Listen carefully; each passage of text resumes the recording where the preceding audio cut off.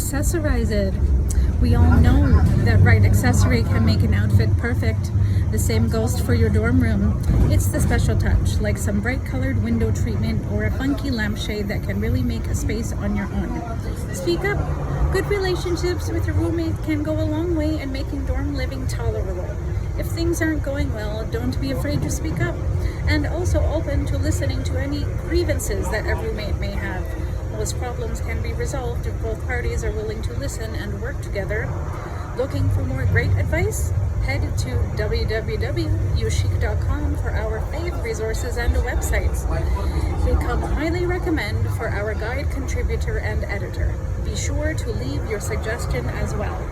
Chapter 3, Head of the Class. Valedictorian in high school? Honor roll every semester? Maybe neither of these things were you. But guess what? Even if you weren't at the head of your class in high school, you can still be a star in college. As any academic advisor will tell you, your high school performance does not determine your potential success in college, because college is the time to pursue the things that you are good at. Bottom line, getting to the head of the class is something that everyone can do in college. The secret is that you just have to want it bad enough. Now, before we dive into the secrets of success in school, we need to get the record straight. Getting an A is not everything. It doesn't hurt, of course, but sometimes what you do outside of class matters just as much as what you do in it. Striving to do your best in school while maintaining balance with an active social and extracurricular life will help you succeed in both college and in life. So where to start in the quest to be at the head of the class? Start by reading this chapter. Tips and tricks for making the perfect class schedule. Scheduling your class is the hardest and most important thing you will probably do all semester. Scheduling bad or great courses can really affect you academically, and it can impact other things like whether or not you will keep a scholarship or make the dean's list. The classes you take will also help you develop your worldview, so it is important that you choose wisely and to take the classes you need to graduate as well as classes that interest you. So how to create the perfect schedule? First, realize that a typical college schedule for a full-time student is anywhere between 12 to 16 credit hours, but that is just the tip of the iceberg. College students are usually involved in so much more than just class. They have club activities, sports, part-time jobs, and friends to keep them busy. So it is crucial that a great schedule reflects not only time spent in class, but time spent outside of class as well. Once you've evaluated what extracurriculars you're likely to be involved in outside of class, you should then make a draft list of the classes you want to take. To make this list, you have to evaluate yourself on a few essential questions. What time of day do I achieve my best work? Are you a morning or a night person? Do you get more done before 8 a.m. than most people get done all day? Or are you a night owl who loves to stay up all night and work on projects while the rest of the world is sleeping? Take this into consideration when you are figuring out your schedule. It is also good to note that night classes in college usually only meet once a week. So be careful if you decide to choose mostly night classes, as you could end up in one class 3 hours in one night, which can be long and tiring in that time of day. How many hours am I willing to go to class? Do you want to take 12 hours or do you want to turn up the heat and to do 18? It just depends on how much time you are willing to devote to going to class. Sometimes you can balance it out so that you take more course in one semester than another and will still be able to graduate on time. How difficult do I want my classes to be? Do you mostly want to fill your schedule with hard classes, easy ones, or a mix of both? You should never make a schedule too hard or too easy, because you don't want a particular semester to be so hard that it end up being a GPA buster, or too easy so that your next semester is harder. Balance is key. How spaced out are my classes from one another? Each school has a different time period in between classes, depending on the size of the school. Most schools usually allot somewhere between 10 to 15 minutes. When making your schedule, it's important to block out which classes where to make sure you can get to your class on time. Try to avoid running across campus if possible. Now that you have a good feel for what works best for you in terms of timing for classes, it is time to start making a schedule. What do you want to take? First things first, gather all of your necessary materials. This includes general education checklist, major and minor checklist, and any other necessary sheets that tell you more about class list. Stays. Find the class you want to take that semester, as well as some backup classes that you would be willing to take in case your first choice don't go through. Be sure to schedule an appointment with your advisor at this point. Usually you need to see your advisor before you can register for class, so while you are there, you can review the class you plan to take or ask for their advice on what class to take. Even if your school doesn't require a meeting with an advisor, still seek out his or her input, as advisors are great for alerting you to any potential pitfalls or classes you may want to avoid taking at a certain time in your college career. Scheduling in the digital age. Log on to your school's website to find information about the classes you want to take.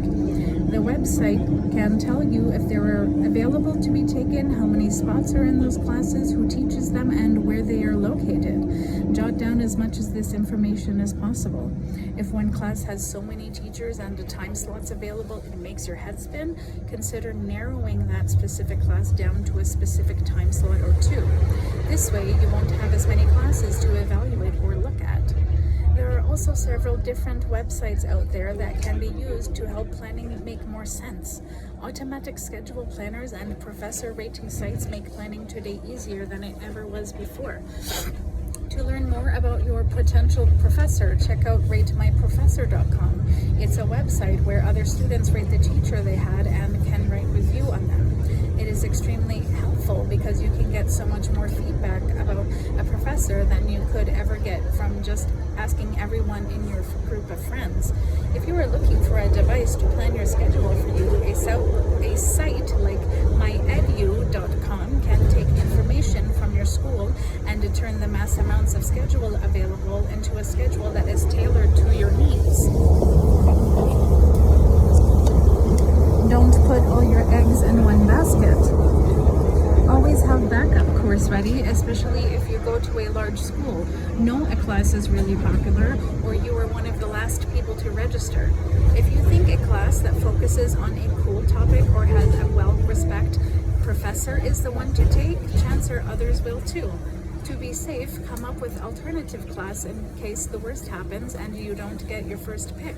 It also saves time later if all the sections are full. Registration day has arrived. So after you have your perfect schedule in place and registration day is right around the corner, it is time to get prepared to go online to sign up for classes. If you are an incoming freshman, you will usually register during your freshman orientation. Here are some tips to make your registration day run more smoothly. Wake up early. It is good to wake up about 15 minutes early to get together any need material. Wake up, get your computer up and running.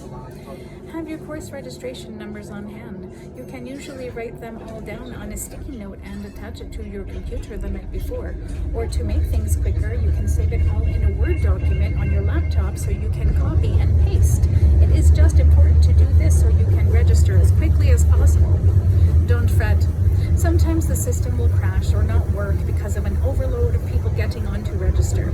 Stay calm and don't freak out. If you really need a class and couldn't get it, consider directly petitioning the professor or dean, depending on how your school operates, to see if you can get a seat. Crisis! All of the classes you need are full. The big problem here that you absolutely want to avoid is not having enough credit hours to be considered a full-time student. Why? If you're not a full-time student, it may end up jeopardizing the loan money you were relying on to pay your tuition. Take a deep breath. There is a solution. You may not be able to get into the class that you need right away, but remember, you can always petition for them later, or you can simply sign up for your backup class. The first step to preventing this potential disaster is getting into any class that are available as soon as possible. Many students make the mistake of solely depending on the petitioning process and are not registering for the classes that are still open. This is not a smart decision because teachers are not required to let you into a full class, potentially leaving you without the minimal amount of units required to receive your loan.